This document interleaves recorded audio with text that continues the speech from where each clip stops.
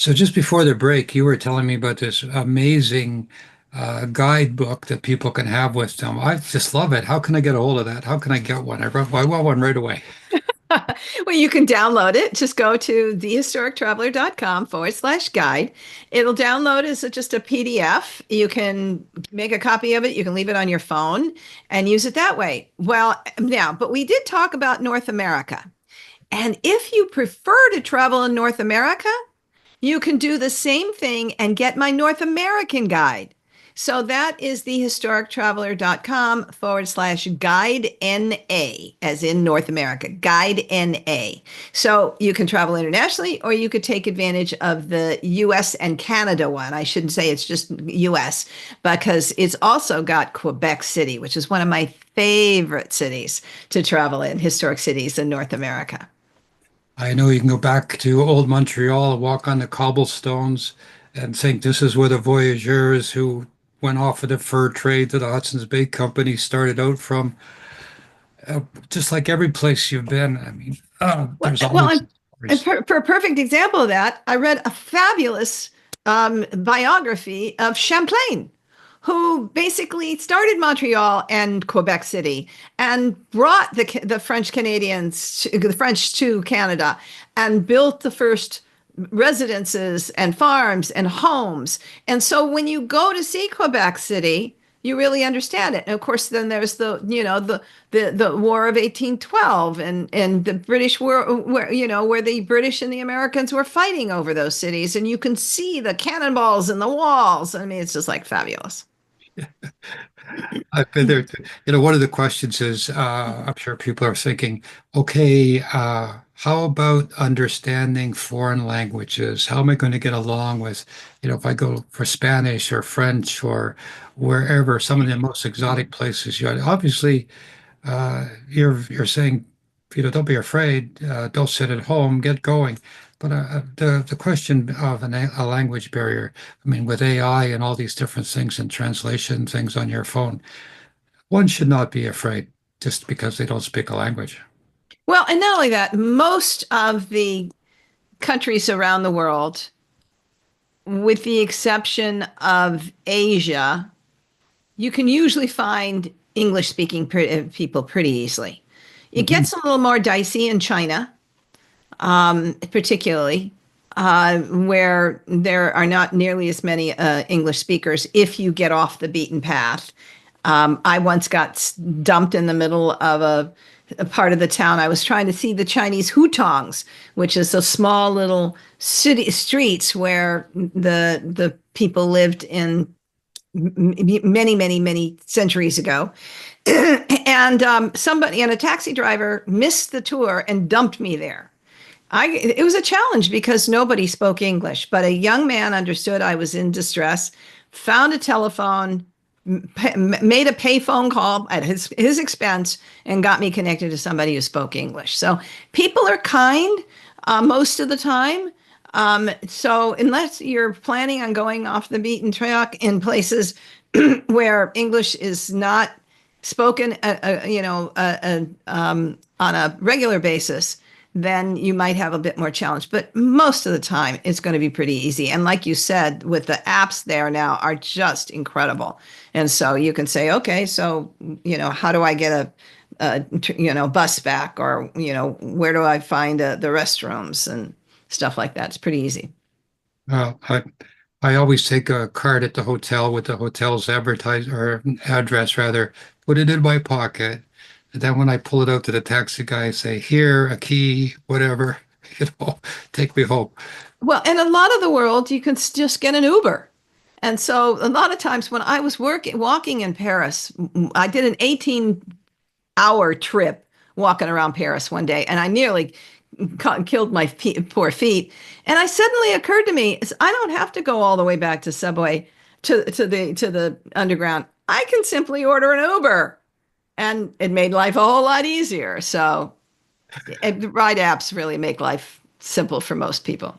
So, In fact, when I got to I think it was when I got to Prague, several people in the airport told me, "Don't take the taxis," because the taxis are run by the mafia there. Wow. And they said, use your Uber. And I mean, just nice people in the airport told me, angels again. And so I took the Uber to my hotel instead of getting run all over town. Have you ever had any mysterious dreams or experiences while you're in some of these exotic places you've been staying? I don't remember my dreams like a lot of other people do. So I might have and might not just know about it. But I do know that when I'm in a place, my imagination is on overdrive. What was it like? How did they deal with this?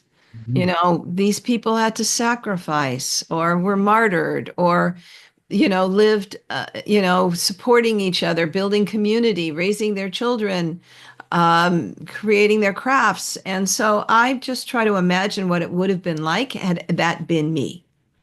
I guess that's what I was asking because when you're someplace, you're out of your element, you're sort of all by yourself, but you're surrounded by this history and observing how people actually lived. What an education it is to go to some of these places. Absolutely. You just have the opportunity to step back into another time. So, how many countries have you been? 50, including a bunch of small Caribbean islands, but yes, 50 countries. But there are still more on my bucket list. Like I say, Egypt is next, Turkey. They're putting the Hagia Sophia in a scaffolding right now. So that took Turkey off my list until they take that scaffolding away. But there's so many places in Europe I still haven't seen. I want to go to Morocco. I haven't been to South America. There's just, I'm just getting started. And those blogs will reflect that. Right, and you have a monthly community meeting with history buffs, and people can come and I guess like we're doing. Somebody will say, "You all have to go to someplace in Aruba or someplace in Buenos Aires, and or you go and see this temple." Tell me more about this community that gets together on at these in a chat room or how you do this. Yes, and it's on Zoom. And we talk, everybody tells a little bit who they are and what they're reading currently, and what their next trip is planning. Then we talk about whatever the topic is for the day. Then we go on to travel tips, what people can offer to each other. Then we talk about the the media that they've been recently seeing, historic media that's informing them. And then we do some prize giveaways. We have some great merchandise with if you haven't noticed, we have a really unique logo with the actual landmarks in the logo. So we give away some merchandise. And it's like we also have quizzes in the magazine, which is really kind of fun. So we always try to take the light side of it and what the fun is. And occasionally we have a speaker. Like we have an expert. One of the people that we featured in the first edition of our magazine was the man who saved most of the lighthouses in America.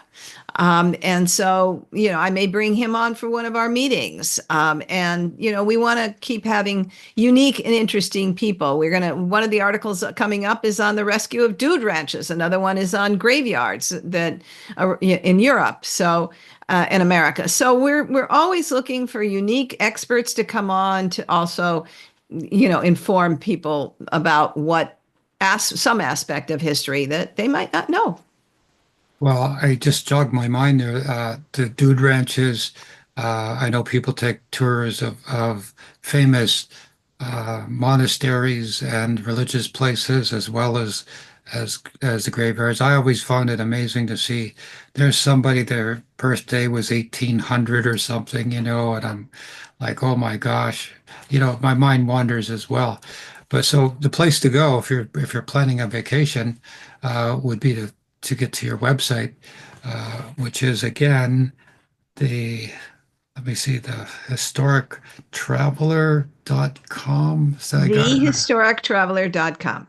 there you go. So I encourage everybody that's the go-to place. First thing, when like everybody, you want to go on a vacation. Okay. someplace in the world you've never been before. But just to go lay on a beach, and get suntan and those little drinks with the umbrellas, that's not a vacation. Yeah, that's just like a time out on life. But I think when you go to a tour like you're talking about and see these exotic places, it's a memory for life. It sure is. It sure is. I mean, I am still reliving, and one of the thing about my photographs is I'm able to relive trips that I took 40 or 50 years ago. And by the way, we have that photo gallery. There's about 9 or 10 galleries in there right now. There will be 200 of my photo galleries in there before long. So you can go in and say, I want to see what it looks like in Ghent, Belgium, or in Singapore, and you'll be able to see those and get a sense of what you might want to look for and see. So, and then of course the blog. We've got about 20 blogs up there now. We will have close to we'll have over 100 within the first year. So. Who do you think's traveling more these days? Older people, younger people, people with families? I think that it's really a combination of older people who are freed up from their older responsibilities, their previous responsibilities, and have the time, and a lot have, they've had money that they can now use in their retirement. But I also think that there's a ton of younger people who are digital nomads that are not as committed to the work lifestyle that the previous generations are. And they are escaping and running around the world fairly, really often. And they have no boundaries, absolutely no boundaries. They will go on adventure travel. They'll live in a place for a month or 2 months or 3 months. And some of them don't have a home. You'll see a lot of those younger people there. I think the advent of social media also means that so many of the younger people are going out looking for their Instagram photos. That's one of the things. For me, it kind of ruins some of the photographic scenes because there are just so many people there taking their selfies. And it's hard to get a good shot without a million people in the images. But, if you hang out long enough, if you go in strange, the morning hours, the evening hours, you can still get great shots without a million people in them. Well, I remember people would go on the so-called sabbatical and become a Rhodes Scholar or a traveler, and all by themselves go off to faraway places. Whenever I traveled, I was always by myself, but I never went to the place of finding some place and saying, "Okay, I think I'll stay here for a month." I had that schedule, I had to keep going, but Well, so the internet, so many of them now work from the internet that they don't really need to have a home.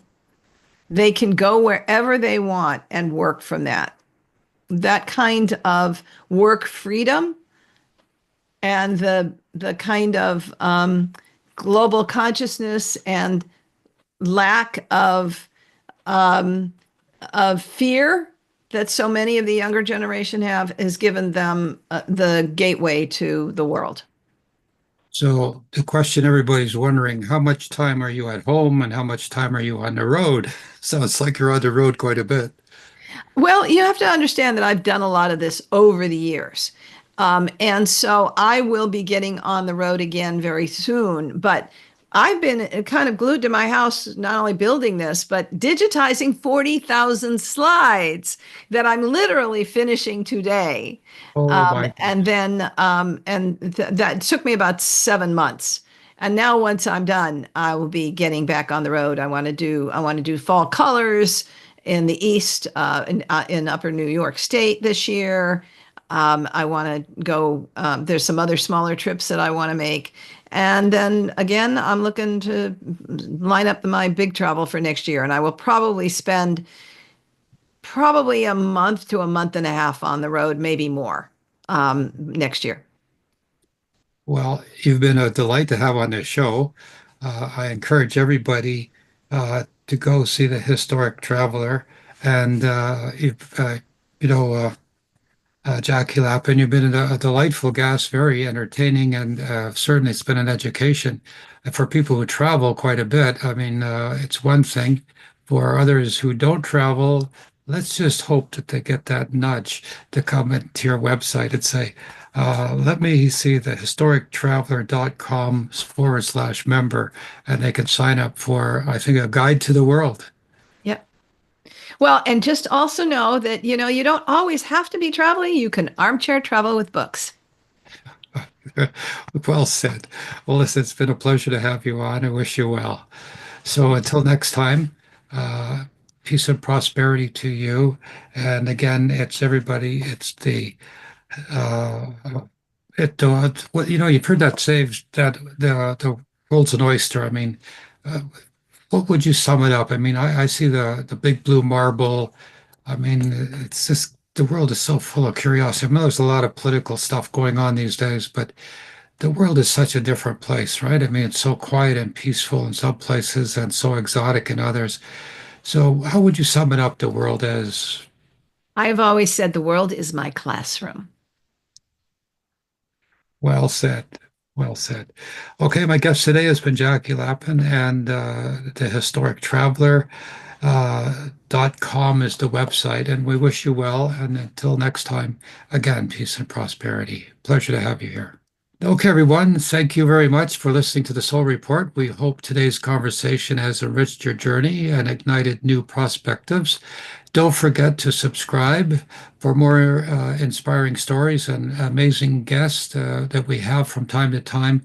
We want you to keep nurturing your spirit, seeking knowledge, and spreading positivity. Remember, the growth of your soul is the most exciting journey you can embark on. I'm your host, Dr. Douglas James Cottrell.